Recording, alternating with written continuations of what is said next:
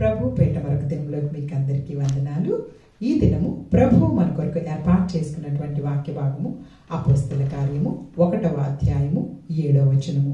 చూడండి, కాబట్టి వారు కూడి వచ్చినప్పుడు ప్రభువా, ఈ కాలమందు ఇశ్రాయేలునకు రాజ్యమును మరలా అనుగ్రహించెదవా అని ఆయనను అడుగగా, ఆయన కాలములను సమయములను తండ్రి తన స్వాధీనమందుంచుకొని ఉన్నాడు, వాటిని తెలుసుకొనుట మీ పని కాదు. హల్లెలూయా, హల్లెలూయా. అయినను పరిశుద్ధాత్మ మీ మీదకు వచ్చినప్పుడు మీరు శక్తి నొందుదురు కనుక మీరు యెరూషలేములోను యూదయ సమరయ దేశములందంతటను భూదిగంతముల వరకును నాకు సాక్షులయ్యుందురని వారితో చెప్పాను. హల్లెలూయా, హల్లెలూయా. పరిశుద్ధ దేవుడు ఈరోజు ఈ వాక్య భాగం ద్వారా మనతో మాట్లాడడానికి ఇష్టపడుతూ ఉన్నారు. చూడండి, యేసుక్రీస్తు ప్రభు వారు పునరుద్ధాండై తిరిగి లేచి వెళ్తూ ఉన్నప్పుడు అక్కడ శిష్యులందరూ కూడి వాళ్ళు అంటున్నారు, ప్రభువా, ఇదిగో ఈ కాలం అందే ఇశ్రాయేలుకు రాజ్యమును మళ్ళీ అనుగ్రహిస్తావా అన్నప్పుడు అక్కడ యేసుక్రీస్తు ప్రభు ఒక గొప్ప మాటను చెప్తూ ఉన్నారు. కాలములు సమయములు తండ్రి స్వాధీనం అందించుకున్నాడు, వాటిని తెలుసుకొనట మీ పని కాదు. కాలములు సమయములు తండ్రి స్వాధీనంలో ఉన్నాయి కాబట్టి తగిన సమయంలో స్పందించేటటువంటి దేవుణ్ణి మనం కలిగి ఉన్నాము. ఈనాటి వాక్య భాగం పరిశుద్ధాత్ముడు అదే మనతో మాట్లాడడానికి ఇష్టపడుతున్నారు. తగిన సమయంలో మన జీవితాల్లో ఆయన స్పందించి మన జీవితాల్లో కార్యాలను తీస్తారు. కాబట్టి మనం ఆయన సమయం కొరకు ఎదురు చూడాలనే విషయాన్ని పరిశుద్ధాత్మ దేవుడు ఈరోజు మాట్లాడుతూ ఉన్నారు.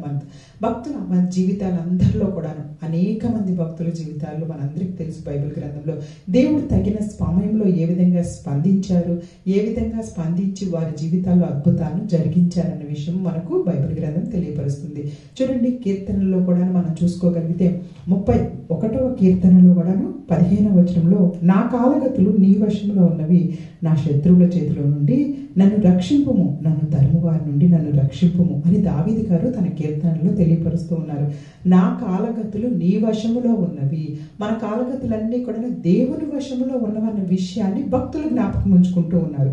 నా శత్రువుల చేతిలో నుండి నన్ను రక్షింపుము, నన్ను తరుమువారి నుండి నన్ను రక్షింపుము. హల్లెలూయా, హల్లెలూయా. శత్రువుల చేతిలో నుండి నన్ను రక్షించాలన్నా నా కాలగతులన్నీ నీ వశంలో ఉన్న విషయాన్ని మీరు గ్రహించాలి అన్న విషయాన్ని ఇదిగో మనకు కూడా దేవుడు ఈరోజు మనతో అదే మాట్లాడుతున్నారు.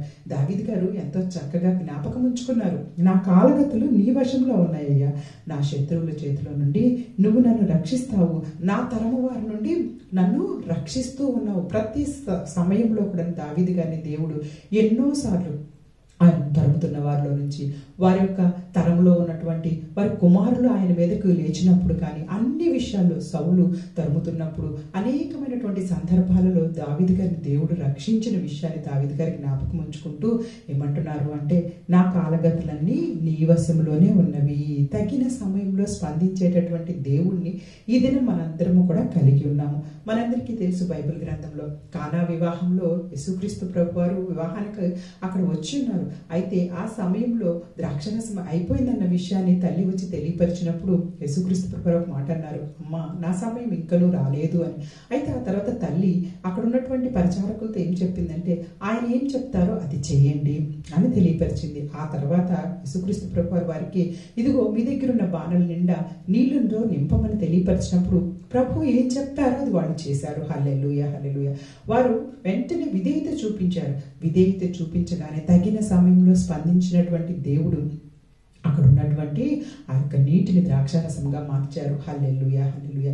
మనము విధేయత చూపిస్తూ తండ్రికి దేవునికి మనం విధేయత చూపించే వారిగా ఉంటే మన జీవితాల్లో కూడా దేవుడు తగిన సమయంలో స్పందించి చక్కగా అద్భుతాలు జరిగిస్తారు. ఆ కానా విందులో జరిగినటువంటి అద్భుతాన్ని బట్టి శిష్యులు ఆయన ఎందుకు విశ్వాసం ఉంచడం జరిగింది, అలాగే దేవునికి మహిమకరంగా జరిగాయి. కాబట్టి మన జీవితాల్లో మనం ఎదురు చూస్తే తగిన సమయంలో స్పందించిన దేవుడు మన జీవితాల్లో చేసే అద్భుత కార్యాల ద్వారా అనేక మందిని దేవుని విశ్వాసంలోకి నడిపిస్తారు. అలాగే దేవునికి మహిమకరంగా ఆ కార్యాలు జరుగుతాయి. ఇది మనం జ్ఞాపకం ఉంచుకోవాలి. అలాగే కానా విందే కాదు, లాజరు గారు చనిపోయినప్పుడు కూడా లాజరు గారు రోగి అయి ఉన్నారన్న విషయాన్ని ముందుగానే దేవునికి యేసుక్రీస్తు ప్రభువారికి తెలియపరిచారు. ఆయన యేసుక్రీస్తు ప్రభు రోగిగా ఉన్నప్పుడు వెంటనే రాలేదు. అయితే తర్వాత చనిపోయిన తర్వాత 3 రోజులు అయిపోయిన తర్వాత యేసుక్రీస్తు ప్రభువారు అక్కడికి వచ్చారు.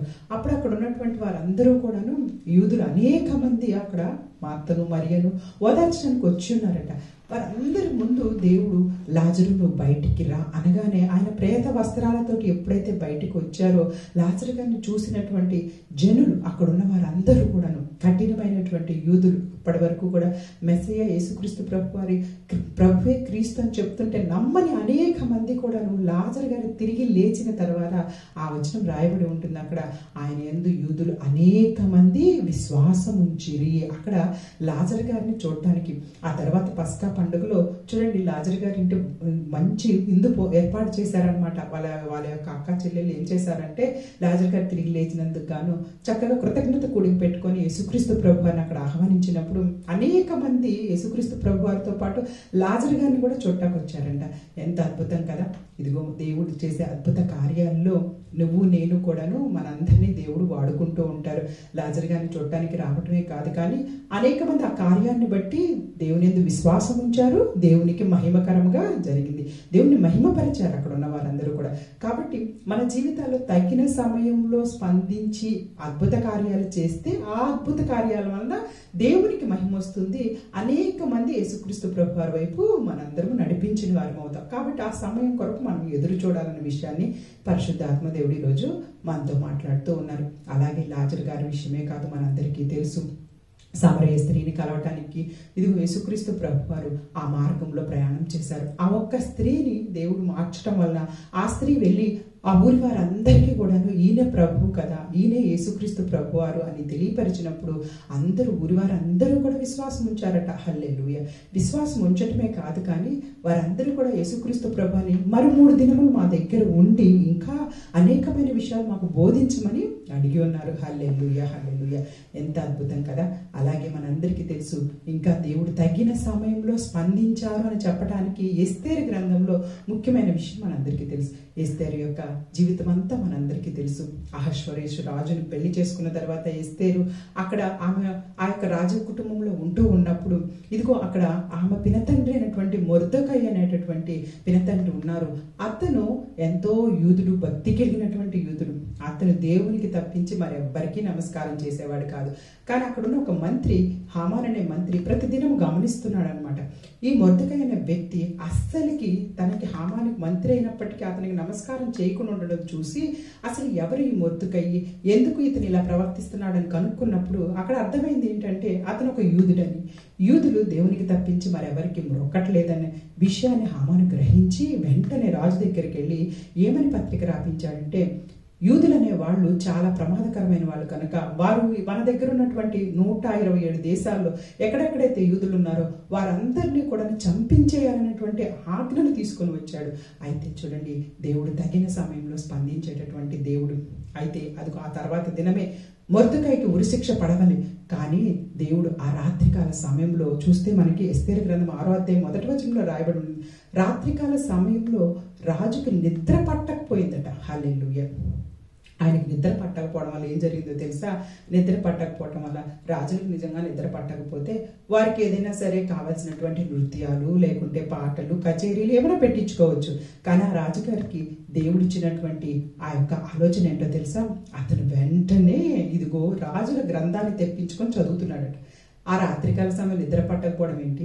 రాజుల గ్రంథాన్ని తీసి చదవడం ఏంటి? ఆ రాజుల గ్రంథంలో చదువుతూ ఉన్నప్పుడు ఆ గ్రంథంలో ఏమని రాయబడి ఉన్నదంటే, మొర్దెకై అనే వ్యక్తి ఒక దినంలో రాజుగారిని చంపాలని ఇద్దరు ఆలోచన చేసినప్పుడు దాని నుంచి కాపాడాడు అని మొర్దెకై గురించి రాయబడింది.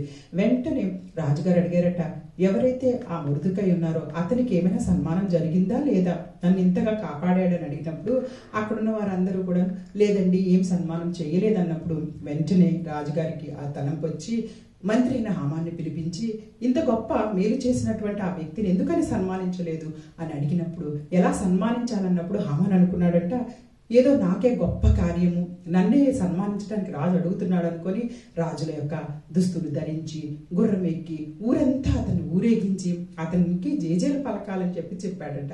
వెంటనే రాజుగారు అలా అయితే మొర్దెకైకి అలా చేయండి అని చెప్పారు. హల్లెలూయా! హల్లెలూయా! ఆ తర్వాత దినాలలో మనందరికీ తెలుసు, హామాను గారు కుట్ర బయటపడింది. యూదులను చంపాలనేటువంటి హామాను చేసిన ఆలోచనను మొర్దెకై దేవుని ద్వారా దేవుడు వారికి తోడుగా ఉండి తగిన సమయంలో స్పందించిన దేవుడు రాజుగారికి ఆ పత్రికను కూడా మార్చేశాడు. ఏంటి అంటే మొర్దుకై ప్రధానమంత్రిని చేశాడు. మొర్దుకై ద్వారా యూదుల్ని ఏదైతే చంపాలని పోయిన ఆజ్ఞలన్నీ ఆయన రద్దుపరిచారు. హల్లెలూయా, హల్లెలూయా. ఆ విధంగా ఆ యొక్క దేశాల్లో ఉన్న యూదులందరినీ కూడాను కాపాడారు. తగిన సమయంలో స్పందించేటటువంటి దేవుడు. ఇన్ని అద్భుత కార్యాలు భక్తుల జీవితాల్లో జరిగించి మనకి పరిశుద్ధ గ్రంథంలో రాయబడిన తర్వాత ఇంకా మన జీవితాల్లో కూడా ఆయన తప్పకుండా తగిన సమయంలో స్పందిస్తాడని దేవుని వైపు చూస్తూ ఓపికతో మనందరం ముందుకెళ్లాలని కోరుకుంటూ ఈ చిన్ని వాక్య భాగాన్ని దేవుడు ఆశీర్వదించి దీవించును గాక. ఆమేన్. God bless you all. God bless you all.